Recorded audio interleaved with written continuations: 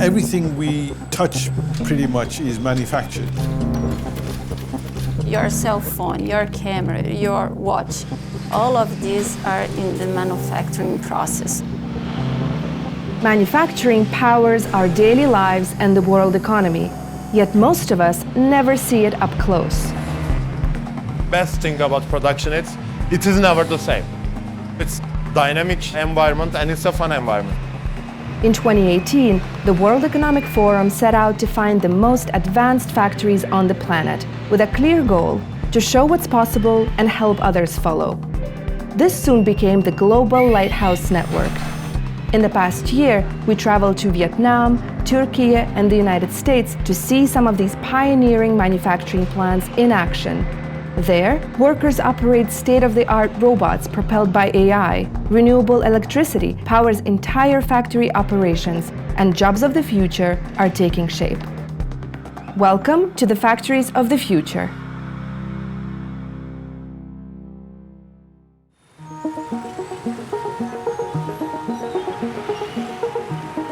Our first stop is in Bac Ninh, Viet Nam. Built by Foxconn Industrial Internet in 2010, this factory works with companies around the world who commission some of the electronics and smart home tech people use every day. It's the first time this site has let a camera film their operations. What makes it stand out is the fact that it's a lights-out factory, which means it can run 24/7, producing goods even after workers go home, with artificial intelligence powering the production lines, testing and problem-solving on its own. 就是我们利用人工智能的 AI， 打造新一代的高柔性、高速度还有高精度的自动化产线，让我们的自动化率提升到95%以上。A single stage of production used to take 30 to 40 workers to complete, but now it only needs 2 operators per production line. FII says this change lets employees focus on more strategic roles, like production planning, analysis, and innovation. Manufacturing is increasingly high-tech.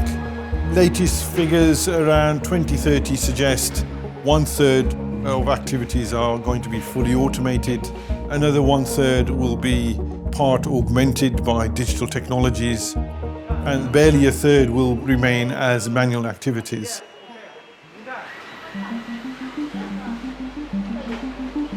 In just a few years, the Bac Ninh site has improved its productivity by almost 200%, while cutting manufacturing costs by nearly half. So, how did it do it?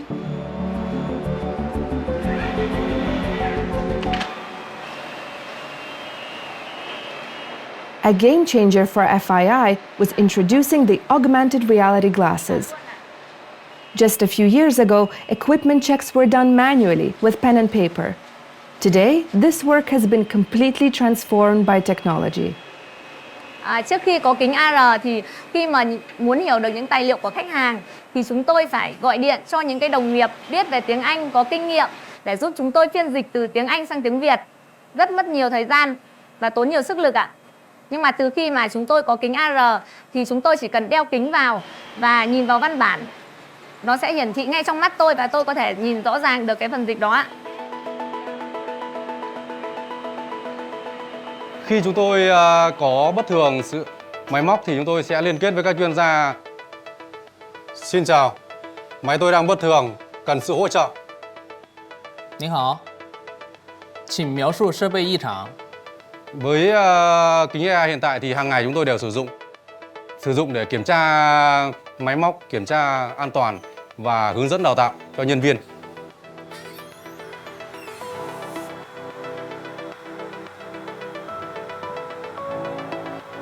请确认点检气压。 Chờ tôi một lát, đang điều chỉnh đầu hút.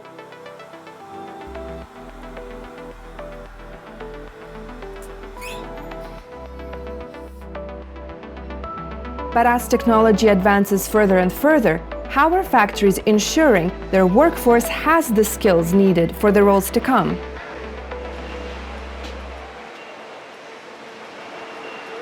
Some of the people in the shop floor think that AI and automation will take their job. More importantly, these technologies will help them to do their job easily. Research shows that by 2030, almost 40% of the skills in an average worker's toolkit could become outdated, and manufacturing won't be spared. This next factory is tackling this issue head-on. From Viet Nam, we're making our journey to Ankara, Türkiye, where the largest dishwasher factory in Europe makes up to 3.5 million of them per year. That's 10% of the total number of dishwashers sold globally. Here, a dishwasher is completed every 5 seconds, thanks to an algorithm that keeps production running smoothly. An example of that are these autonomous robots carrying components on the factory floor and up in the air. Even though these types of robots are common in factories, making them operate at this scale and speed requires careful planning and skill. After we introduced AGVs to the factory, we started to remove transpallet drivers. Now our old transpallet drivers work in the control of AGVs. So they are using computers. They are drawing logistical routes for AGVs.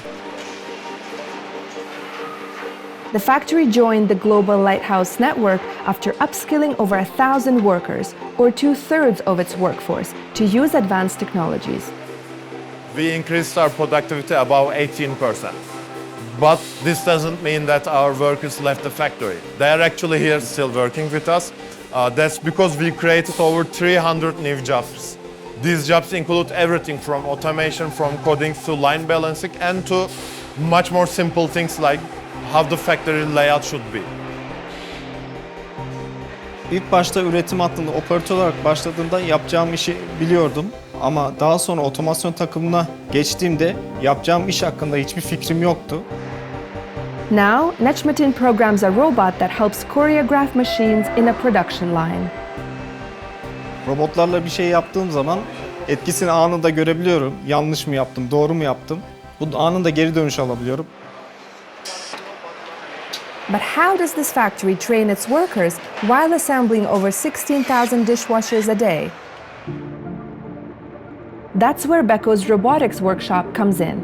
We traveled from the dishwasher plant in Ankara to BEKO's robotics lab Atölye 4.0 in Istanbul, where employees don't just learn to use innovative tools, but help build, refine, and scale them for the future.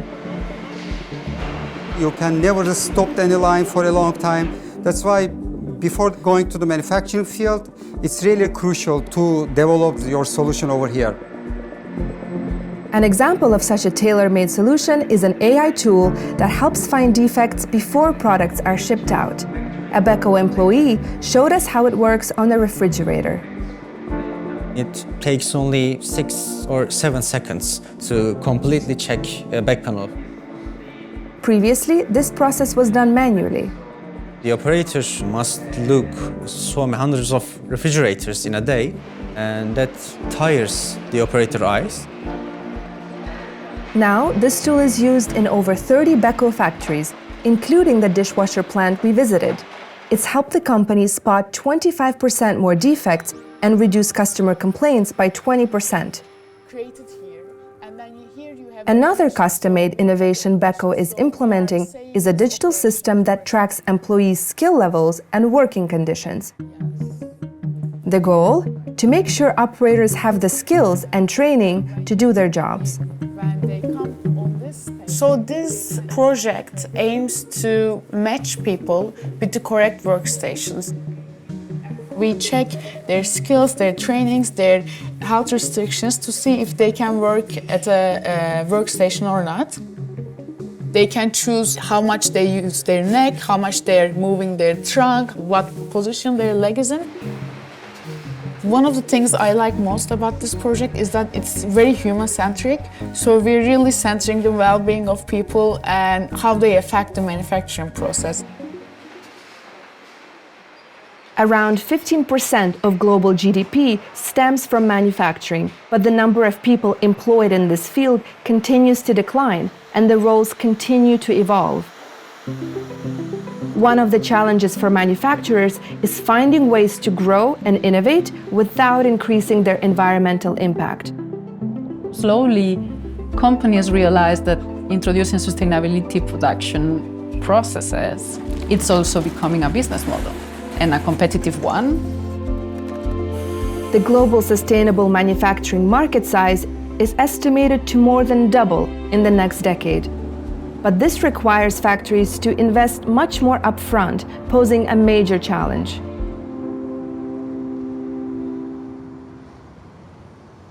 Our last stop is Ericsson's 5G smart factory in Lewisville, Texas, a facility built from the ground up with sustainability and efficiency at its core.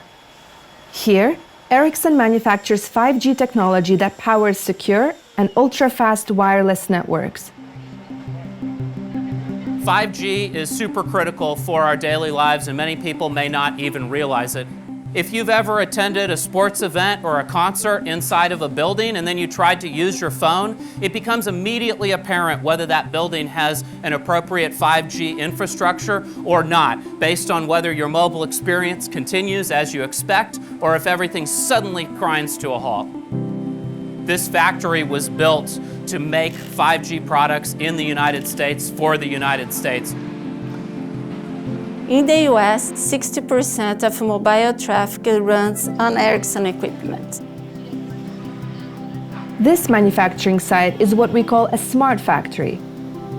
A smart factory means high level of automation, real-time data, and a private 5G network. Technology is not the only part that makes this factory stand out. As soon as you walk onto the smart factory, you see the giant water and ice storage tanks, magnetic levitation chillers, and rows of solar panels, all pointing to how sustainability is engineered into the factory design to drive efficiency and long-term competitiveness. While many manufacturers still use fossil energy for operations, this smart factory is powered by 100% renewable electricity. Development is truly sustainable when it is multidimensional, when it has the environmental, the social, and the economic aspect. You can see behind me are these 40,000-gallon water tanks. These tanks collect rainwater that falls on the roof. It was designed to allow the factory to use as little water as we can from the city. Especially important in Texas, which is prone to have droughts. Now, these ice banks collectively hold about 10,000 gallons of water.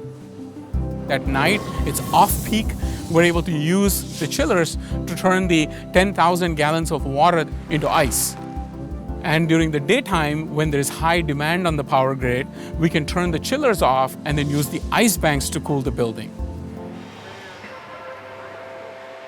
The Lewisville factory was designed to use nearly a quarter less energy and 3/4 less water for indoor use compared to a similar building. Yet alongside these gains, another challenge remains. Technology changes all the time. As Ericsson continuously introduces new products, what happens to the assembly lines and the people trained to operate them? We had a period of time where every month for 6 straight months, a new robot was introduced onto the exact same assembly line. And so the people who worked on that assembly line, their job changed every month, and in like a really major way. Ericsson found a unique solution. They opened their hiring pool to candidates who've never worked in a factory before. The key requirement? An eagerness to learn. We bring them in, and on the final assembly side within 4 weeks, and on the surface mount assembly side within 6 weeks, they will be working on the floor, operating machinery, building product all on their own. This is an example of the kind of flexibility employers will expect from workers in the future. Creative thinking, agility, and resilience will be some of the most valued skills for workers in the next 5 years, according to a recent report. These are just 3 factories of over 200 global lighthouses around the world, revolutionizing how things are made. What they reveal is a future that isn't defined by machines alone, but by the people working alongside them adapting, learning, and building what comes next. Factory of the future is more about the diversity of perspective than it is about how many more robots we could get.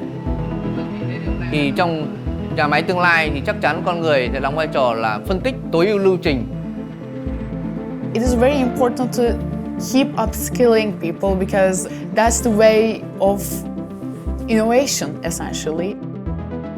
We have to make sure that sustainability is a key part of what the factory of the future looks like. I don't only think about robots working in an empty factory. I dream about lots of people with expertise on robotics, on AI, and they are doing a perfect collaboration to build that future factories.